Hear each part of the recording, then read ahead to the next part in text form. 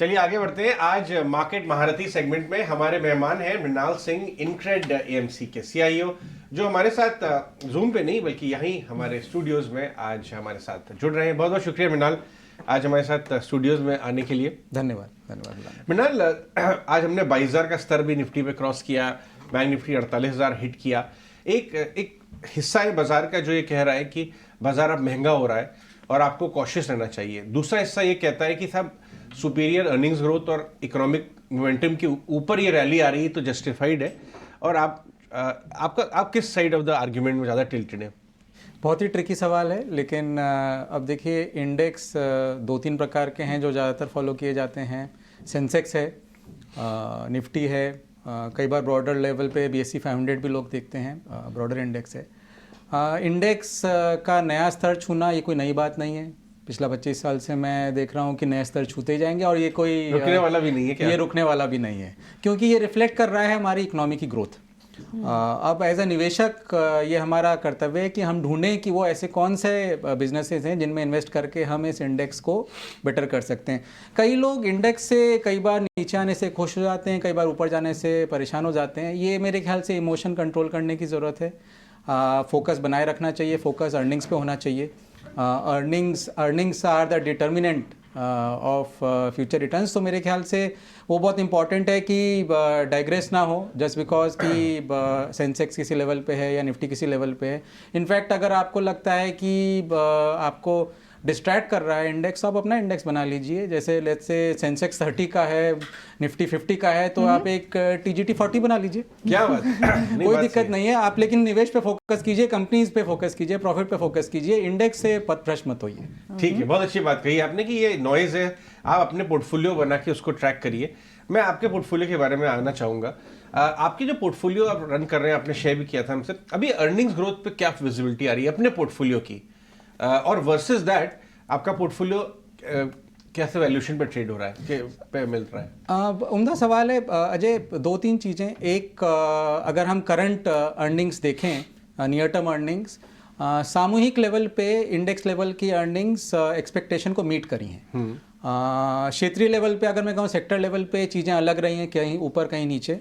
हम एक नए अर्निंग सीजन में हैं, IT बेलवेदर्स का रिजल्ट आ भी चुका है, मिक्स्ड है, लेकिन लार्जली एक्सपेक्टेशन से बेटर है। लेकिन एब्सोल्यूट नंबर्स आपको थोड़ा सा सरप्राइज करेंगे, तो एक्सपेक्टेशन का मिसमैच है। गोइंग अहेड क्लियरली मेरे ख्याल से long term trajectory domestic businesses की बेटर है, और वहीं पे मेजर फोकस रहेगा। बट IT भी और एक्सपोर्ट ओरिएंटेड बिजनेसेस भी अट्रैक्टिव है, पर्टिकुलरली क्योंकि US में रिकवरी का एक्सपेक्टेशन बन रहा है। मे बी रिस्क इस वजह से, क्योंकि शायद रेट्स नीचे आने की वहाँ बात हो रही है। लेकिन नेवरदलेस जो रिसेशन का पहले लोगों को डर था, पार्टिसिपेंट्स को, ऐसा ना होने की संभावना बढ़ रही है, तो एक अच्छा साइन है। तो ये मृणाल, इसमें आपने कहा कि एक तो डोमेस्टिक सेक्टर्स अच्छा कर सकते हैं, दूसरा जो एक्सपोर्ट ओरिएंटेड है, हम IT को देख भी रहे हैं, सर्विसेज एक्सपोर्ट। अगर डोमेस्टिक में ही थीम्स उठानी हो, क्योंकि पीछे जो ट्रिगर्स रहे, चाहे इन्फ्लेशन हो वो ईज आउट हुआ है, कमोडिटी प्राइजेस ईज आउट हुए हैं, क्रूड के दाम आप देखें वो पिछले कई समय से एक रेंज में ही है, तो ऐसे में कौन से सेक्टर्स हैं जो अच्छे कर सकते हैं डोमेस्टिक भी? मैं आपको एक इंटरेस्टिंग इनपुट देता हूँ यहाँ पे। कई बार हमको लगता है कि आपके पास चॉइस नहीं है, डोमेस्टिक और एक्सपोर्ट आपको अलग अलग नाम लेना पड़ेगा। मैं आपको बोलता हूँ, जैसे कि एक पोर्ट देखें। एक पोर्ट एक डोमेस्टिक इकोनॉमिक एक्टिविटी के प्रोपल्शन का प्रतीक है, लेकिन उसकी सारी की सारी रेवेन्यू डॉलर में डिनोमिनेटेड है, तो वो एक सर्विसेज एक्सपोर्टर है। सही बात है। सो अगर आप थोड़ा सा और जोर दें एज अ निवेशक, तो आपको ऐसे बिजनेसेस मिलेंगे जो आपको दोनों नाव में पांव रखने का क्षमता देंगे। वो आपको एक इकोनॉमिक एक्टिविटी का पार्टिसिपेशन देंगे, जो कि इंपोर्ट एक्सपोर्ट, क्योंकि जैसे जैसे ट्रेड बढ़ता है, एग्जिम ट्रेड ऑब्वियसली वॉल्यूम्स बढ़ती हैं। सो एग्जिम लॉजिस्टिक्स ये एक अच्छा तरीका है आपको दोनों तरफ अपना आई वुड कि इन्वेस्टमेंट बढ़ाने का, एक्सपोजर बढ़ाने का। सो कई बार मेंटली ब्लॉक क्रिएट हो जाते हैं कि डोमेस्टिक है तो हम एक्सपोर्ट नहीं कर सकते, एक्सपोर्ट है तो डोमेस्टिक नहीं कर सकते हैं, लेकिन ऐसा नहीं। इवन अगर मैं आप मुझसे पूछें PLI एक मैन्युफैक्चरिंग ओरिएंटेड इंसेंटिव क्रिएट किया गया है, लेकिन उसमें एक्सपोर्ट का भी काफ़ी प्ले है और इम्पोर्ट सब्स्टिट्यूशन भी है। सो जैसे मैं कहूँगा हेल्थ केयर में जो मैन्युफैक्चरिंग है PLI में, एक काफ़ी अच्छा स्पेस है जहाँ पे निवेशक अपनी चॉइसेस पिक कर सकते हैं।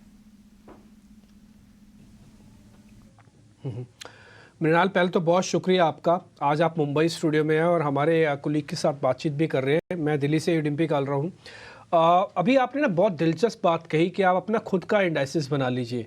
चलिए ठीक है, मैंने मृणाल सिंह इंडाइसिस बना लिया।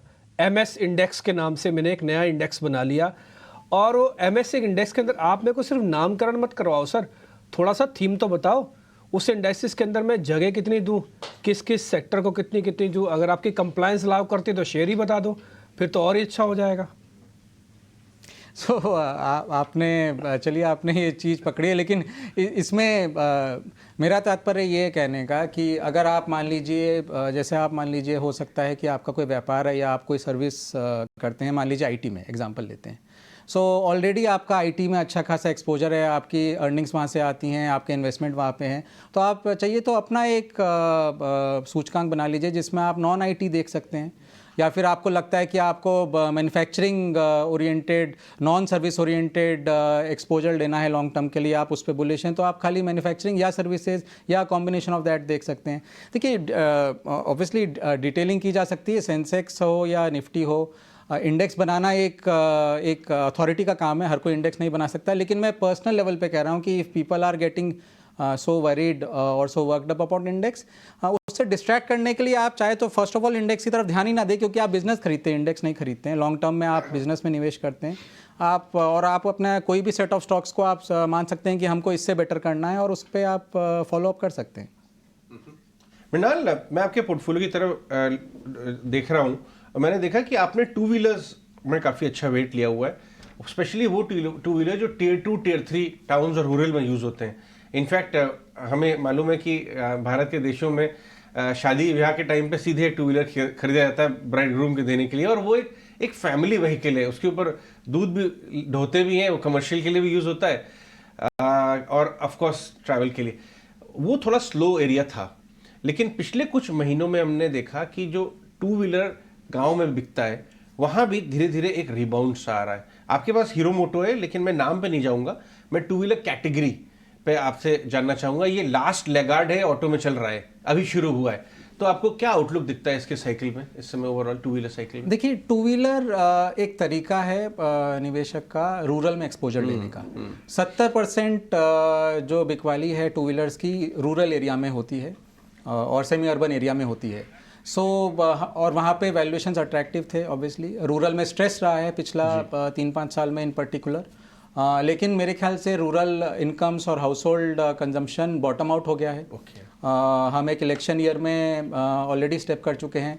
टिपिकली हिस्टोरिकली देखा गया है कि इलेक्शन टाइम में रूरल स्पेंडिंग भी बढ़ती है और एक सिक्लिकल रिकवरी रूरल इनकम में ऑलरेडी दिख रही है, भले वो कमोडिटी लेड हो या कुछ और रीज़न हो, और इसका रिफ्लेक्शन रूरल हाउस होल्ड के कंजम्पशन पैटर्न में दिखेगा। हमारे यहाँ देश में करीब 2.5 crore two wheeler both electric और IC मिला के करीब बिकता है, गिव और टेक सम, और ये काफ़ी टाइम से स्टैग्नेंट रहा है। उसका रीज़न ये नहीं है कि पेनिट्रेशन फुलफिल हो गया है, उसका रीज़न ये है कि इनकम्स पे स्ट्रेस था। और जैसे जैसे रूरल इनकम्स बढ़ेंगी, कुछ एरिया जिनमें क्लियरली कंजम्पशन बिहेवियर दिखेगा, ट्रांसपोर्टेशन सोल्यूशन लाइक अ टू व्हीलर ऑब्वियसली उसका एक बड़ा पार्ट है। क्या बात है, बहुत शानदार बात कही। रूरल इसलिए स्ट्रेस में था कि पेनिट्रेशन बढ़ गया है नहीं, बट इनकम स्ट्रेस में थी, वो रिवर्स हो रही है। ये अच्छा पॉइंट आपने बोला। मैं आपसे एक क्विक व्यू, क्योंकि बात हो रही है टू व्हीलर्स की, EV इकोसिस्टम पे भी, तो EV में हमारे यहाँ बसें आजकल EV स्टॉक्स हैं। हमारे IC कंपनीज जो हैं वो उन्होंने भी EV पोर्टफोलियोज बड़े बना लिए हैं कुछ ने, और अब थोड़ी जल्दी एक pure EV two wheeler list भी हो जाएगी। बैटरी कंपनीज ने अपने EV गेम को बहुत इंप्रूव किया, और फिर EV रिलेटेड केमिकल्स भी हैं। आप EV थीम को कैसे खेल रहे हैं अपने पोर्टफोलियो में, और ट्रिगर्स क्या हैं उसमें? देखिए, बहुत ही वैलिड पॉइंट है from a society, policy and investment, all 3 perspectives. देखिए, future of mobility is green, no doubt about it.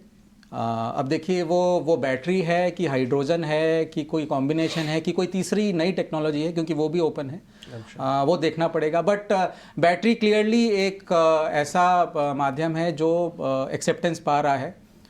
Hydrogen के अभी तक व्हीकल्स आए नहीं हैं। सो बैटरी में जो इकोसिस्टम है, जैसा आपने पूरा वैल्यू चेन कहा, उसमें सबसे इम्पॉर्टेंट मैं कहूँगा सेल मैन्युफैक्चरिंग है, जो लार्जली चाइना बेस्ड है। मेरे ख्याल से वो स्पेस जब तक इंडिजिनाइज नहीं होगी तब तक EV का large scale production and propagation India में पॉसिबल नहीं है। सो मेरे ख्याल से सबसे important cell manufacturing, battery manufacturing players, वहाँ पे हमारा फोकस रहेगा। केमिकल्स कमोडिटाइज्ड हैं तो इतना ज़्यादा फोकस नहीं है, लेकिन डिज़ाइनिंग कैपेबिलिटी चाहिए। कोई बैटरी, कोई ईवी शायद जो जर्मनी में 400 किलोमीटर चल पाए, यहाँ के वेदर कंडीशंस में वो शायद कम चल पाएगी, तो यहाँ के लिए लोकली डिज़ाइन करना पड़ेगा।